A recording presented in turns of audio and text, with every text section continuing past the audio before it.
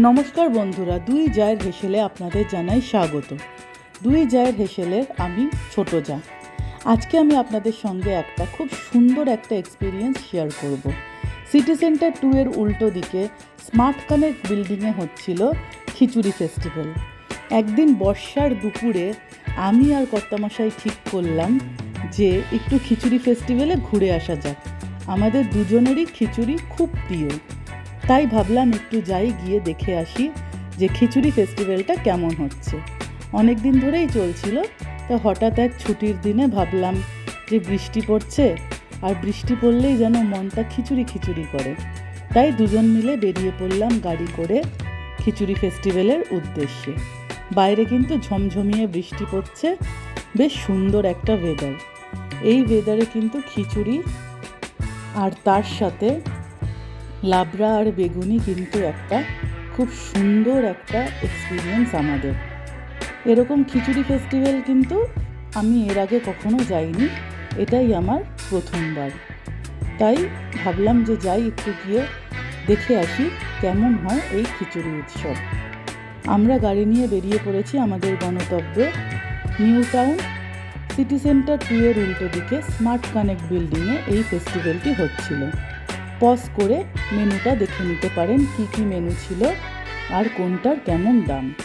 প্রথমেই আমরা নিয়েছিলাম গন্ধরাজ দইয়ের ঘোল। এটা কিন্তু খুব সুন্দর একটা দইয়ের ঘোল আমি খেলাম। এর আগেও আমি অনেক গন্ধরাজ দইয়ের ঘোল খেয়েছি, কিন্তু এই ঘোলটা যেন একদম পারফেক্ট ছিল। যেমন টক তেমন মিষ্টি, তেমন গন্ধরাজের ফ্লেভার।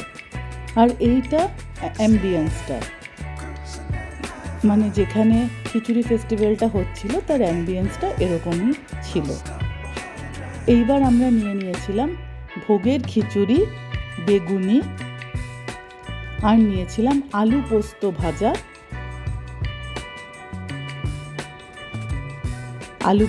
ভাজা, ভোগের খিচুড়ি আর বেগুনি। এই আমাদের ছিল খাবার। তার সাথে নিয়েছিলাম লাবড়া, বলতে ভুল হয়ে গেছে। তার সাথে নিয়েছিলাম লাবড়াটা কিন্তু বেশ সব তরকারি দিয়ে মিশিয়ে করেছিল। এই আমাদের সেদিনকার প্লেটার। ভোগের খিচুড়ি, তার সাথে বেগুনি, তার সাথে আলু পোস্ত ভাজা, আর তার সাথে ছিল লাবড়ার তরকারি। খিচুড়িটা কিন্তু খুব ভালো হয়েছিল। ভোগের খিচুড়ি যেরকম হয় সেরকমই হয়েছিল, খুব টেস্টি হয়েছিল খিচুড়িটা। আর বেগুনিটাও কিন্তু মুচমুচে ছিল। আর তারপরে খিচুড়ি খেতে খেতে হঠাৎ মনে হলো একটু এর সাথে কষা মাংস নিয়ে টেস্ট করে দেখি। কষা মাংসটাও দারুণ ছিল।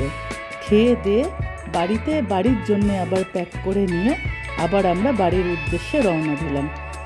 ব্লগটি ভালো লাগলে অবশ্যই লাইক, শেয়ার অ্যান্ড সাবস্ক্রাইব করবেন। ধন্যবাদ।